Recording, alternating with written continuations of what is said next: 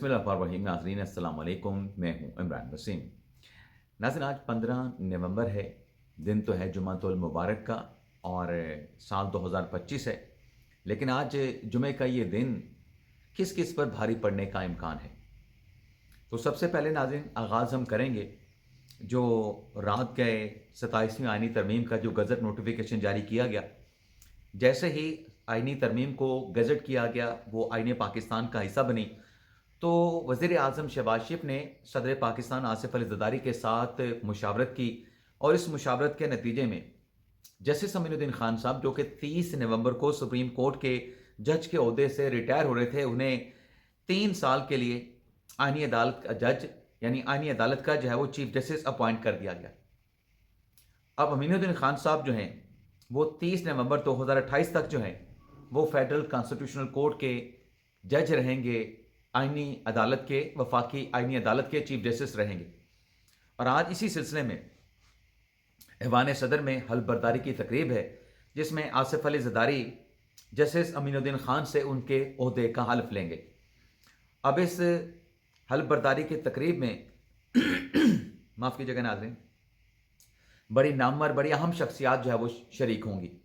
वज़ीर आज़म भी होंगे, एक्सपेक्टेड है कि field marshal general Asim Munir साहब भी होंगे, वज़रा भी होंगे, दीगर लोग भी मौजूद होंगे। तो इस तकरीब में अगर हमें जाने की इजाज़त मिली या हम किसी तरीके से जा पाए तो बड़ी अपडेट्स होंगी, बड़ी अहम हैपनिंग्स होंगी, बड़ी वहाँ पे गॉसिप्स होंगी, जिसकी डिटेल हम दोपहर के ब्लॉग में आप नाज़रीन के साथ हम शेयर करेंगे। लेकिन आज दिन में जो फुल कोर्ट का इजलास है, चीफ जस्टिस याहिया अफरीदी साहब ने फुल कोर्ट का इजलास भी बुला रखा है। तो फुल कोर्ट के इजलास में भी देखना होगा जो एजेंडा सामने आ चुका है। एक तो वो एजेंडा है सुप्रीम कोर्ट के रूल से मुतल्लिक, दूसरा उसमें सीनियर एडवोकेट सुप्रीम कोर्ट से मुतल्लिक भी मामला है। लेकिन डेफिनेटली जब जस्टिस मंसूर अली शाह साहब ने, जस्टिस अतर मिनल्ला साहब ने अपने ओहदों से रिज़ाइन कर दिया है, तो 27वीं आईनी तरमीम का मामला और जजेस के जो रेजर्वेशन का मामला है वो भी फुल कोर्ट में डेफिनेटली उस पर बात होगी। कैसे हो सकता है कि इतनी बड़ी हैपनिंग हो चुकी हो, 27वीं आईनी तरमीम पे 2 जज रिज़ाइन कर गए, तो फुल कोर्ट के इजलास में कोई जज या जजेस में बात ना हो। लेकिन नाज़रीन आप ये देखें, हुस्न इत्तफाक कह लें कि जब जस्टिस इजाजुल एहसन साहब ने, जब वो सीनियर प्यूनी जज थे सुप्रीम कोर्ट के, उन्होंने जब रिज़ाइन किया था ना जनवरी 2024 में, तो उसके बेनिफिशियरी जस्टिस मंसूर अली शाह साहब थे। क्योंकि इजाजुल एहसन के रेजिग्नेशन के बाद, और वैसे मज़ाहिर नकवी साहब भी मुख्तलिफ निजी महफिलों में ये कहते हैं, हमारे कुछ साथियों दोस्तों की उनके साथ मुलाकात हुई, वो ये कहते हैं कि मुझे यानी मज़ाहिर नकवी को और जस्टिस इजाजुल एहसन को निकलवाने में जो पॉलिटिकल किरदार था वो जस्टिस मंसूर अली शाह का था। ये उनका इल्ज़ाम है जो इनडायरेक्टली हमारे तक पहुंचा है या हमें मालूम पड़ा है। इसको कन्फर्म नहीं हम कर सकते, लेकिन ऐसी बातें हमारे साथी दोस्त ही बताते हैं जिनकी मुलाकातें होती हैं, जो कहते हैं हमारी मुलाकात हुई है मज़ाहिर नकवी के साथ। अब जब इजाजुल एहसन साहब ने रिज़ाइन किया तो बेनिफिशरी बने मंसूर अली शाह साहब। अब मंसूर अली शाह साहब ने रिज़ाइन किया है तो जस्टिस मुनीब अख्तर साहब जो हैं वो बेनिफिशरी हैं और वो सुप्रीम कोर्ट के सीनियर प्यूनी जज बन गए हैं। अतर मिनल्ला साहब ने भी रिज़ाइन किया है। अब इन हालात में वकला तहरीक शुरू होने का कितना इम्कान है या जजेस के मज़ीद कितने इस्तीफ़ों का इम्कान है, इस बात पे आने से पहले नाज़रीन कुछ बातों को समझना होगा।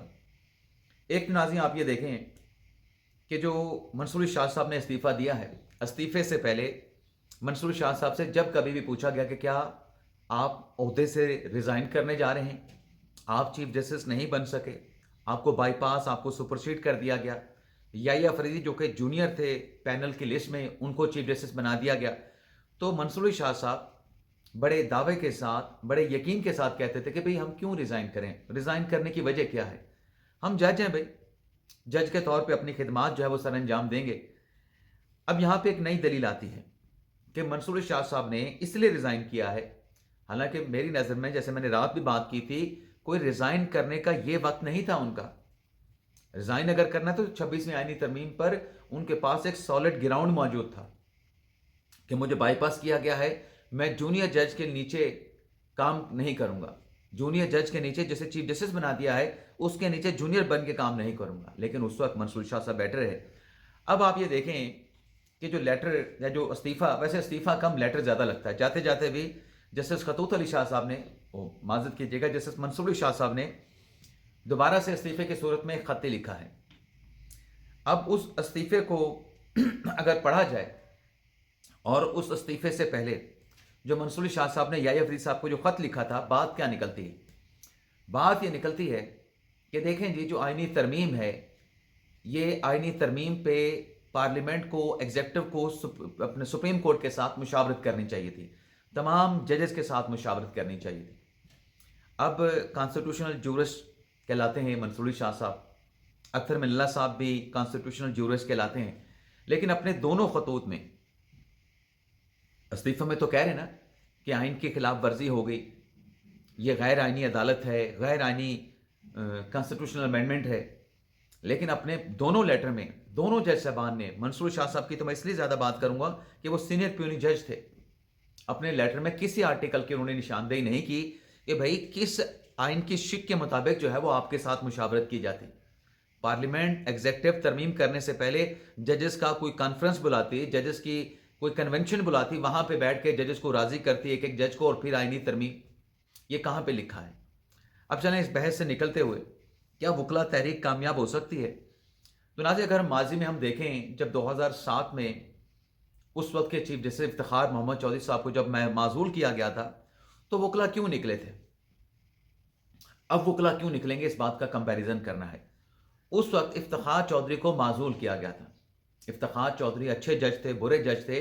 अब उस बहस से हम निकल के बात करेंगे कि चीफ जस्टिस को माजूल कर दिया गया, चीफ जस्टिस को ओहदे से काम करने से रोक दिया गया, उसके खिलाफ एक रेफरेंस के ऊपर प्रोसीडिंग शुरू हो गई।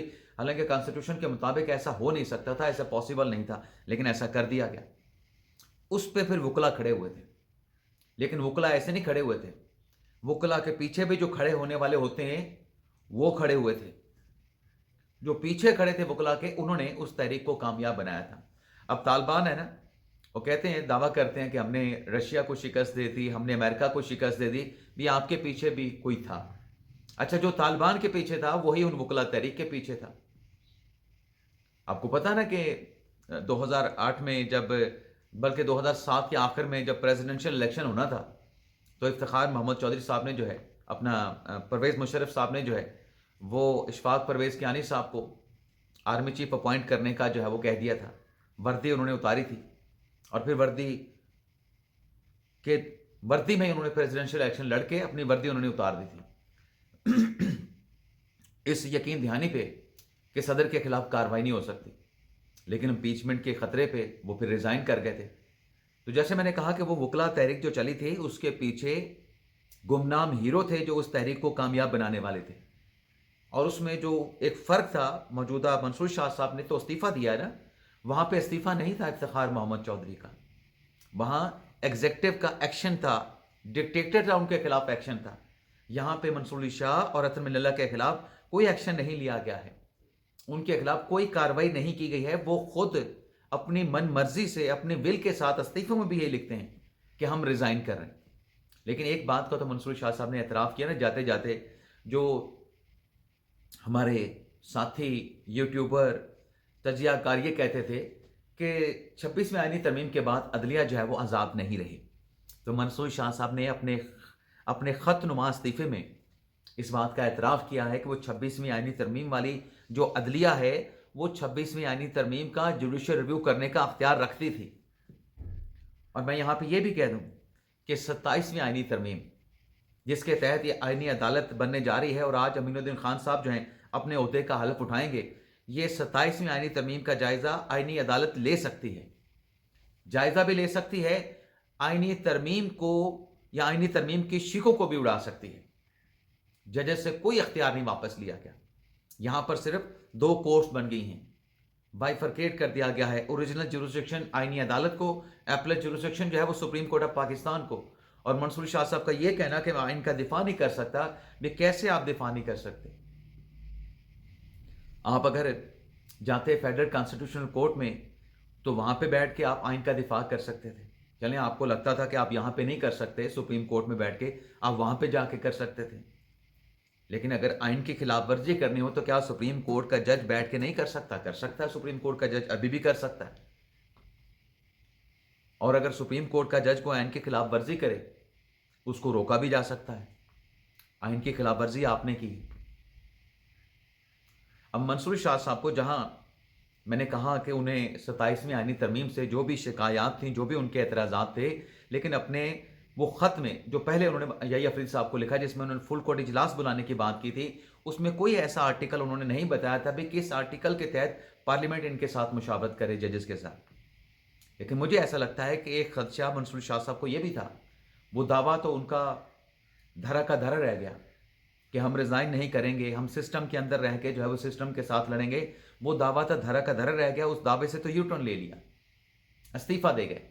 لیکن لگتا ایسے ہے کہ منصور شاہ صاحب کو ایک اور خدشہ بھی تھا کہ کہیں جو پہلا بیچ آنا ہے فیڈرل کانسٹیٹیوشنل کورٹ کا، اس بیچ کے بعد کہیں مجھے آئینی عدالت میں جونیئر جج کے طور پہ نہ لگا دیا جائے، میری اپوائنٹمنٹ جو ہے وہ 7 ججز کی اپوائنٹمنٹ کے بعد نہ ہو، تو میں تو وہاں پہ جونیئر جج بن جاؤں گا۔ یہاں پہ افریدی صاحب کے نیچے مجھے کام کرنا پڑا، میں تو چیف جسٹس بننے جا رہا تھا، وہاں پر میں 7 ججز کے نیچے کام کروں گا تو میں مزید جونیئر ہو جاؤں گا۔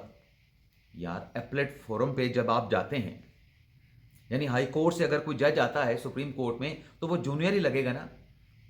یہ تو اعزاز ہوتا نا کہ آپ فیڈرل کانسٹیٹیوشن کورٹ کے جج بنے ہیں، لیکن اس خدشے کے بنیاد پہ کہیں میرے خلاف اس قسم کی کوئی کارروائی نہ ہو، میں وہاں پہ جونیئر جج نہ بن جاؤں۔ او بھائی، وہاں پر اس عدالت کا اپنا ایک ڈیکورم ہے، اس عدالت کی اپنی سینکٹیٹی ہوگی۔ لیکن بہرحال منصور شاہ صاحب کا فیصلہ تھا، لیکن جو استعفوں کی بازگشت ہو رہی ہے تو لاہور سے جو 6 استعفوں کا امکان ظاہر کیا جا رہا تھا کہ 6 استعفے آ سکتے ہیں، تو میاں داؤد صاحب ہے جنہوں نے مظاہر نقوی صاحب کے خلاف ریفرنس دائر کیا تھا اور ان کی برطرفی بھی ہوئی تھی مظاہر نقوی صاحب کی اس ریفرنس پر سپریم کورٹ کے جج کے طور پہ۔ اب میاں داؤد صاحب کہتے ہیں کہ فی الحال وہ جو ہائی کورٹ سے استعفوں کا امکان تھا وہ ٹل گیا ہے، لیکن دیکھنا ہوگا کہ کیا جسٹس محسن اختر کیانی صاحب اور جسٹس بابر ستار صاحب، بلکہ محسن کیانی صاحب تو اطہر من اللہ صاحب کو اپنا استاد کہتے ہیں، کیا محسن اختر کیانی صاحب اپنے عہدے سے ریزائن کریں گے؟ رات کے ایک اور بھی ہوا چلی کہ جو جسٹس میاں گل حسن اورنگزیب ہیں انہوں نے بھی ریزائن کر دیا ہے، کوئی ریزائن انہوں نے نہیں کیا اور نہ وہ ریزائن کرنے جا رہے ہیں۔ یہ بھی بات چلی کہ جیسے جمال خان مندوخیل بھی ریزائن کر رہے ہیں، جسٹس جمال خان مندوخیل بھی ریزائن نہیں کر رہے ہیں۔ ہاں البتہ جسٹس عائشہ ملک صاحبہ ہیں، جسٹس منیب اختر صاحب ہیں، یا جیسے شاہد وحید صاحب ہیں، مجھے شاہد وحید صاحب کا بھی نہیں لگتا کہ وہ ریزائن کریں گے، اور کرنا بھی کیوں ریزائن کرنا چاہیے؟ یار پبلک کے کیسز سننے سے ججز کیوں انکار کرتے ہیں؟ مطلب اس کا مطلب تو پھر یہ جائے گا کہ آپ سیاسی نوعیت کے کیسز سننے کے لیے یہاں پہ بیٹھے ہیں، جس میں نام ہو، جس میں فیم ہو، جس میں پاپولیرٹی ہو۔ اصل پبلک کے کیسز تو یہ ہیں جہاں پہ عام سائلین آپ کے سامنے کھڑے ہوتے ہیں، انصاف آپ سے مانگ رہے ہوتے ہیں، انصاف کے لیے آپ کی طرف دیکھ رہے ہوتے ہیں۔ تو منیب اختر صاحب ویسے تو ایک طرح سے بینیفیشری بھی ہیں کہ وہ سینئر پیونی جج بن گئے ہیں، لیکن دوسری طرف کچھ تھوڑی بہت باتیں ہیں کہ شاید سپریم کورٹ سے 1-2 استعفے اور بھی آ جائیں۔ لیکن یہ بات جو کلیئر ہوگی ناظرین، یہ کلیئر ہوگی جو آج 2 بجے فل کورٹ کا اجلاس ہونا ہے۔ اور جیسے میں نے کہا کہ فل کورٹ کے اجلاس کا ایجنڈا کچھ اور ہے، لیکن اس میں ظاہر سی بات ہے کہ اس ترمیم پہ بھی بات ہوگی، فیوچر پہ بھی بات ہوگی، آئندہ آنے والے دنوں پہ بھی بات ہوگی۔ تو اس کے بعد اگر کوئی ایسی ہیپننگز ہوئی، سپریم کورٹ سے کوئی استعفیٰ وغیرہ آتا ہے اور جو حلف برداری کی تقریب ہے، اس حلف برداری کی تقریب سے بھی جو گوسپ ہوں گے وہ بھی آپ کی خدمت میں پیش کریں گے۔ اور چیف جسٹس یحییٰ افریدی صاحب نے جنہوں نے فی الحال ابھی تک کلیئر نہیں ہے کہ ترکی کے دورے پہ وہ روانہ ہوں گے، کیونکہ رات انہیں 8 بجے روانہ ہونا تھا، لیکن اپنا دورہ انہوں نے جو ہے وہ مؤخر کر دیا تھا، اور آج 8 بجے یا 7 بجے اپنے چیف جسٹس ہاؤس پر یحییٰ افریدی صاحب نے جو ہے وہ امین الدین خان صاحب کے اعزاز میں شائع رکھا ہوا ہے، جس میں سپریم کورٹ کے دیگر ججز کو بھی مدعو کیا گیا ہے۔ تو دیکھتے ہیں جو بھی ڈیولپمنٹس یا ہیپننگز ہوں گی آپ کے ساتھ ہم ڈسکس کریں گے۔ اجازت چاہتے ناظرین، اللہ حافظ۔